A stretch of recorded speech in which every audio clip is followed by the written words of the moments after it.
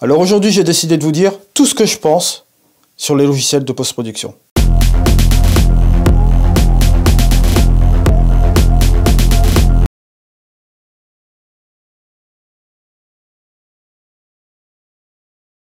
Alors aujourd'hui, on se retrouve pour un épisode assez spécial de l'évolution de la chaîne. Je vous l'avais promis déjà depuis un bon moment. Vous avez été nombreux à me demander ce que je pensais de tel ou tel logiciel, quel était le logiciel le plus performant, quel est celui qui avait l'interface la plus conviviale, la plus facile à prendre en main.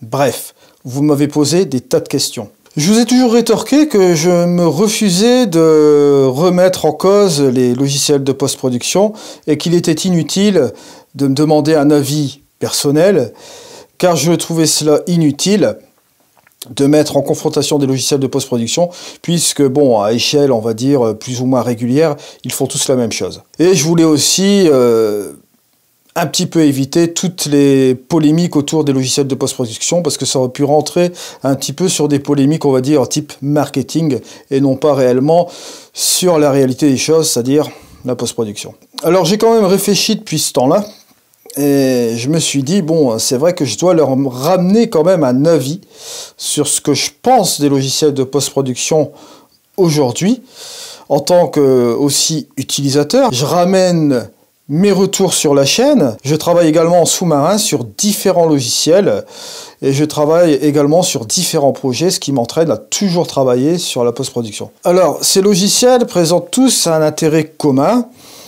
c'est d'embellir nos images, bien sûr. Bon, alors on va commencer par donner des noms. On va parler de Luminar 4, on va parler de Capture One, on va parler de Lightroom et Photoshop, nous allons parler d'Exposure X5. Nous allons parler également de la suite Topaz Studio. Et nous allons parler d'ON1. Voilà, je vais parler de tous ces logiciels-là que je traite sur la chaîne, donc où je vous ramène par moment des tutos. Lightroom et Photoshop font partie de mon ADN.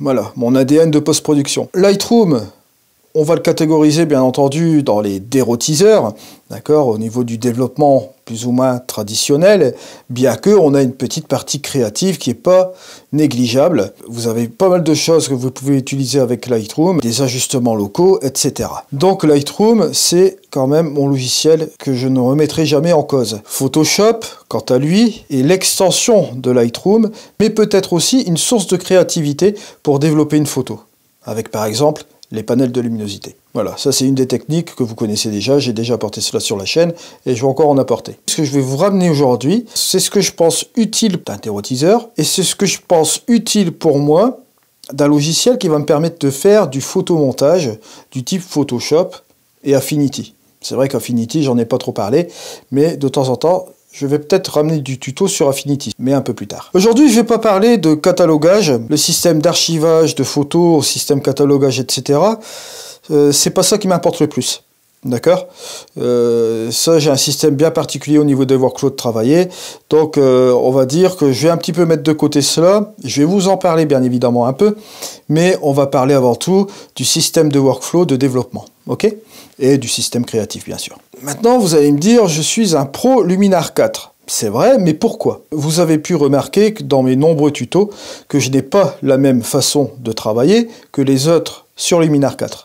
Pourquoi? Parce que je pense, et ça c'est en mon fort intérieur que je pense là, que Luminar 4 ne mérite pas d'être utilisé de la manière dont tout le monde l'entend, c'est-à-dire uniquement par intelligence artificielle, donc la facilité. Moi pour ma part, Luminar 4, j'ai été bêta-testeur à une certaine époque, comme vous le savez déjà, je vous ai ramené tout mon travail au sujet de Luminar 4. J'étais bien entendu le premier à vous présenter ce projet sur une chaîne francophone avec autant de contenu, et j'ai été le premier aussi à mouiller ma chemise avec de nombreuses nuits blanches sur ce logiciel. Pourquoi? Parce que c'est un logiciel hybride et pour ma part, à l'époque, je pensais réellement que ce logiciel, avec quelques petits ajustements, on pourrait avoir un logiciel assez solide. Je ne me suis pas trompé réellement tout à fait. J'ai eu raison, on va dire, à 75%. Quand Luminar 4 était sorti, on a eu un fiasco. Ça, je suis le premier à vous le dire aussi, concernant notamment aussi les PC, les nombreux bugs sur PC. Bon. Ensuite, nous avons eu la 4.1, 4.2 et maintenant la 4.3. Bon. 4.1, j'étais plus ou moins, on va dire, assez mitigé et je me posais des questions si j'allais encore continuer sur ce logiciel. Après avoir ramené quelques techniques d'optimisation, il y avait une idée. Je vous ai apporté d'autres outils avec Likelite. Likelite, je vous rappelle, j'avais commencé à faire quelques travaux sur des panels de luminosité et bien entendu, vous avez été les premiers à tester les masques de gris neutre qui à l'époque j'appelais tons moyens, ce qui n'était pas en réalité des tons moyens, d'accord? C'était simplement des gris neutres. Les tons moyens, je les ai implémentés à la version finale avec Likelite. Voilà, c'est pour cela que j'ai conservé un petit peu ce logiciel sur la chaîne. C'est parce qu'il était possible d'apporter des améliorations un petit peu personnelles que j'ai ramenées au niveau de mes travaux, au niveau aussi des workflows. Je vous ai ramené de nombreux workflows. Vous irez voir les nombreuses formations que j'ai faites. Je vais vous mettre le lien au-dessus avec les plus de 113 vidéos qui contient au moins une trentaine d'heures, voire plus maintenant parce qu'on a plus de vidéos. Ça comprend un petit peu un tiers de la chaîne sur 317 ou 318 vidéos que nous avons sur la chaîne aujourd'hui. Voilà. Donc ça, c'était ma petite parenthèse sur Luminar 4. Bien entendu, Luminar 4, c'est un logiciel qui est assez mitigé, c'est assez hybride. On l'aime, mais à la fois on le déteste, c'est vrai, c'est les deux choses qu'on a constatées avec Luminar 4. Ça, c'est le souci de Luminar 4, c'est sa programmation. Je pense qu'avec le temps, il va se bonifier et ça marchera quand même plus ou moins bien. Voilà. Si néanmoins Skyloom ne reste pas dans leur bulle et reste dans leur courant de pensée unique concernant l'intelligence artificielle. Voilà. Ça, c'était ma petite aparté que je voulais dire sur Luminar 4. Et ça, je pense que c'est malheureux que Skyloom a fait la sourde oreille avec les masques de luminosité. J'étais le premier à leur rapporter le souci, mais apparemment, ils préfèrent se concentrer par le système d'intelligence artificielle. Donc ça, sachez-le, c'est le problème. Moi, j'ai émis l'idée de nombreuses fois, mais malheureusement, sans succès. Voilà, ça c'était pour la partie Luminar 4. On va refermer la parenthèse maintenant. Je vais vous parler de All-in-One. All-in-One qui pour moi est un logiciel surprise, effectivement, qui présente de nombreux avantages au niveau du dérotiseur qui est vraiment très très bien aussi. On a un système All-in-One 360 qui sont faits là récemment, j'en parlerai dans un prochain article de mon blog. On a des effets créatifs qui sont bien aussi également. Bien entendu, l'inconvénient c'est quoi? C'est sa traduction. Mais bon, je pense qu'à force de les marteler au niveau de la traduction, après ça va venir. Maintenant, faut pas négliger qu'au All-in-One Photoro 2020, vous pouvez faire du HDR directement dans ce logiciel, simplement là-dedans. Vous pouvez faire du focus stacking, vous pouvez blender plusieurs calques, donc on va dire que c'est quand même pas négligeable. Voilà. Je vais parler d'Exposure X5 maintenant. Exposure X5 qui est quand même une bonne surprise aussi, et une très bonne solution. Si vous aimez Lightroom, si vous voulez changer de solution, passer de Lightroom à un autre logiciel, je dois dire que Exposure X5 sera une très bonne alternative avec un système de masquage qui est quand même avancé. Bon, maintenant, je vais vous parler du dernier bébé que j'ai mis sur la chaîne et je vais vous parler de Capture One. Capture One Pro 20, ok, qui je trouve est le logiciel que je m'attarderai un petit peu plus sur la chaîne maintenant. Voilà. C'est un logiciel qui me prend vraiment à cœur. Vous vous demandez peut-être pourquoi je vous ramène pas assez de vidéos sur la chaîne. C'est parce que je travaille en arrière-plan sur ce logiciel. J'essaye de faire des différents workflows, etc. Je le tourne dans tous les sens. Ça, c'est un petit peu ma façon de faire et ma façon d'agir. Je vous vois déjà venir, vous m'avez dit j'ai oublié DxOLab. DxOLab, je vous rassure, je le teste aussi. Seulement, je trouve que c'est un petit peu trop prématuré de le ramener sur la chaîne. Chaque chose en son temps. J'ai énormément de logiciels et je ne peux pas tout faire non plus. Donc, un peu plus tard, mais d'abord, traitons des sujets que nous avons ici. Capture One Pro est un logiciel qui est fort intéressant. Attention, ne m'agressez pas sur le prix. Je vous vois déjà venir. Eddie, ça coûte super cher. Moi, je veux pas mettre tout ça dans une licence et je veux pas faire d'abonnement. Ça, je peux vous comprendre. Chacun sa bourse. Ça dépend ce que vous voulez faire. Et c'est pour ça qu'à la fin, je vais vous mettre un classement. Donc, restez bien à la fin de la vidéo. Capture One, pour moi, bon, il y a deux choses qui sont vraiment intéressantes. C'est un logiciel qui est un super dérotiseur. Pour moi, je le mettrais un petit peu à ma préférence, un petit peu au-dessus de Lightroom, et je vais vous expliquer pourquoi. Donc, comme je vous l'ai dit, le dérotiseur, c'est quelque chose qui me plaît. Les curseurs sont beaucoup plus élaborés, c'est-à-dire qu'on peut aller bien plus loin avec ces curseurs sans rentrer dans le dérisoire, c'est-à-dire à mettre des halos sur les bords, etc. Enfin, bien, bref, j'en passe. Deuxième critère, pour faire du color grading, changement de couleur, modification des couleurs, etc. Sur un point de vue créatif, je dois dire qu'il se bat bien aussi. Ensuite, pour la prise en main et la précision des outils, j'insiste bien sur la précision, et ben ça en fait une machine de guerre. Voilà. Il n'y a pas d'autre mot. On me sort souvent la plupart du temps, ouais mais Eddy, Capture One, c'est quand même un logiciel compliqué. Non, c'est pas vrai. Je suis désolé, c'est pas vrai. Il est logique, mais pas compliqué. Ça, c'est une certitude. Je vais vous ramener le reste de la formation bientôt sur la chaîne, parce que je vais me consacrer plus sur ce logiciel prochainement. Je vais ramener bien sûr de l'ON1 et autre chose. Il n'y a pas de souci là-dessus, ne vous inquiétez pas. Mais je vais ramener quand même un gros chapitre sur Capture One, parce que cela mérite réflexion. Voilà. Cela mérite réflexion parce que, bon, comme je vous ai expliqué au niveau des rotiseurs, c'est un super logiciel. Bon, deuxième truc, vous avez les calques. Vous avez des masques de luminosité. C'est pas négligeable. Vous pouvez travailler avec Photoshop si vous voulez avancer encore plus votre workflow, ce qui vous donnera un outil vraiment puissant. Vous pouvez aussi même utiliser Affinity Photo. Pour ma part, comme je vous parlais de précision, c'est très important pour moi. Je m'explique. Quand je vois l'outil courbe de Lightroom, je suis très satisfait, surtout avec la dernière mise à jour qui a été faite maintenant.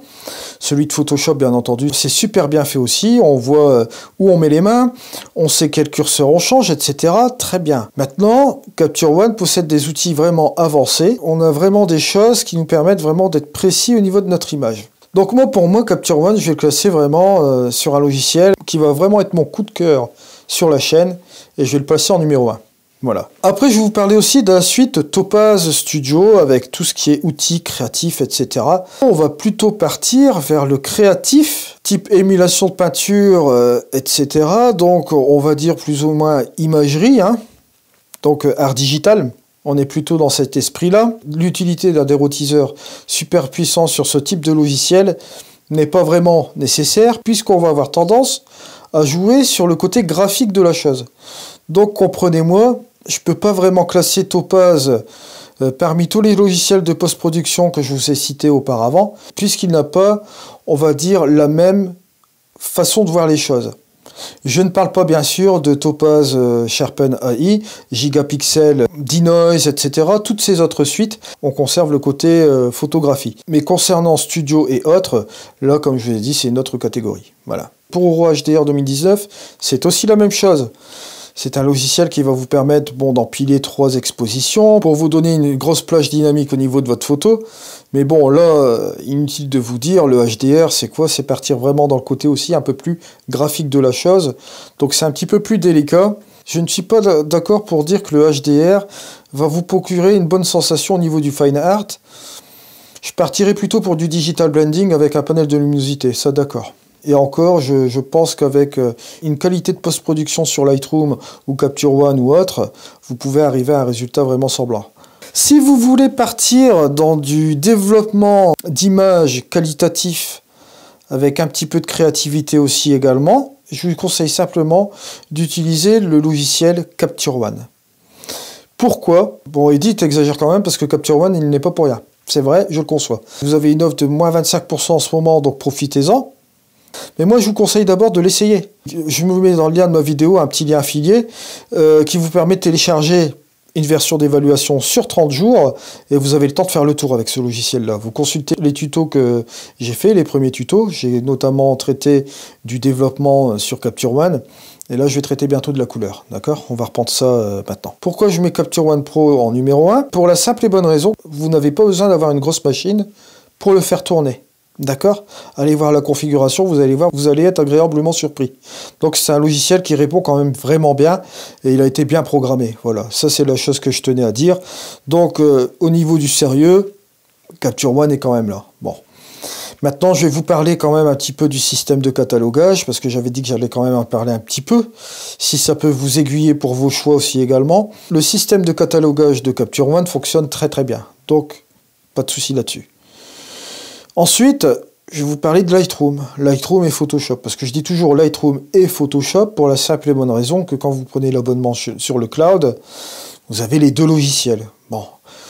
J'en vois déjà dire, ouais, mais Eddy, c'est toujours un abonnement, à long terme, ça va coûter cher. Pour ma part, pour une dizaine d'euros par mois vers Lightroom et Photoshop, je pense que c'est pas cher donné par rapport à ce qu'il va vous donner en retour, en photographie bien sûr. Hein.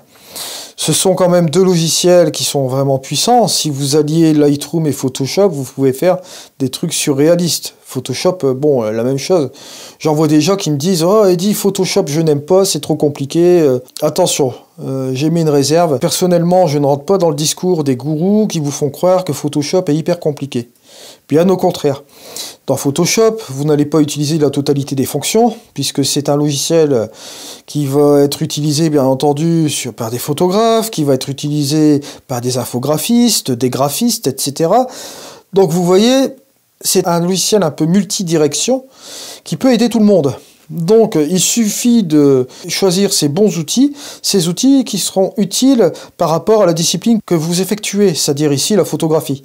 Donc en photographie, on ne va pas utiliser tout, bien entendu. J'ai commencé par ailleurs une formation Photoshop, bien entendu, je vous parle de la capsule. Allez voir les vidéos, ça commence à se remplir, et j'ai pas fini, bien sûr, et vous allez voir que ce n'est pas compliqué d'utiliser Photoshop. Ensuite, en troisième place, je vais mettre All-in-One avec Exposure X5, d'accord? All-in-One, je le placerai un petit peu plus au-dessus, parce qu'on a un petit peu un mélange de Lightroom Photoshop dans un logiciel tout en un. Donc, ça surveille aussi All-in-One. Il est très intéressant, il a un développeur RAW qui est vraiment pas mal non plus. Hein. Donc, gardez-le à l'esprit. Ensuite, Exposure X5, c'est pareil, c'est un petit peu celui qui est un peu moins connu, et je trouve ça assez dommage. Parce que c'est quand même un logiciel qui est quand même relativement sérieux au niveau de son développement en RAW, mais qui n'est pas assez connu du grand public. Mais pourtant, bon, il est en français, etc., tout marche bien. Donc, essayez de vous intéresser à celui-ci. Je vous ai mis aussi une playlist où j'avais commencé la formation. Voilà. Ensuite vient Luminar. Bon, Luminar 4, ça dépend. Ça dépend, encore une fois, c'est le logiciel qu'on peut adorer et détester à la fois, comme je vous l'ai dit, hein, je vous ai présenté différents points de vue à ce sujet-là. Moi, j'en ai passé des nuits blanches sur ce logiciel, donc bon, je ne vais pas reprocher le logiciel parce que l'idée est bonne, mais simplement, allez, un petit peu d'effort sur la programmation, s'il vous plaît, ça fera pas de mal à tout le monde, quoi. On a quand même des outils qui sont quand même valables. Si vous alliez cela avec mon panel de luminosité, que vous trouvez aussi gratuitement sur mon site internet ainsi des packs de look, donc allez vous servir, bah, on peut quand même réussir à faire pas mal de choses, d'accord? On va dire que Luminar 4, je vais le caser en dessous de All-in-One et d'Exposure X5. Bon, Topaz Studio, il rentre pas dans ces catégories de dérotiseur, il va rentrer directement dans la créativité. Et bien entendu, encore une fois, s'il s'agit de parler de créativité pure et dure, bon, Luminar 4, on peut faire des trucs assez barrés, mais attention aux excès, on peut tomber facilement au surdéveloppement, avec des couleurs trop saturées, enfin j'en passe, des halos lumineux sur les bords, des contrastes trop marqués, enfin bref. C'est un logiciel qu'il faut vraiment travailler en finesse. D'ailleurs, je vous ai mis des techniques pour travailler en finesse avec les curseurs de Luminar 4, simplement en jouant avec le nombre de réglages. Alors, vous m'avez demandé mon avis, je vous le donne. Mais la finalité de cette chose-là, et ça je pense que vous devez le garder quand même à l'esprit, c'est que un logiciel de post-production, c'est personnel. C'est un outil informatique, qui va vous permettre de développer votre photo. Voilà. Si vous vous sentez à l'aise avec Luminar 4, restez avec Luminar 4. Si vous aimez Capture One, mais restez sur Capture One. Si vous préférez Lightroom et Photoshop, restez sur Lightroom et Photoshop. Si vous préférez All-in-One, restez sur All-in-One. Et Exposure X5, eh ben restez sur Exposure X5. Et que sais-je, DxOLab, et je n'ai pas parlé des solutions gratuites. Si vous préférez les solutions gratuites, restez sur les solutions gratuites. Une fois que vous avez localisé votre histogramme, vous savez quoi faire. Et après, quand vous partez dans la créativité, bien entendu, ça va vous de gérer la sauce et de voir si ça ne crache pas trop au visage. Allez, ciao.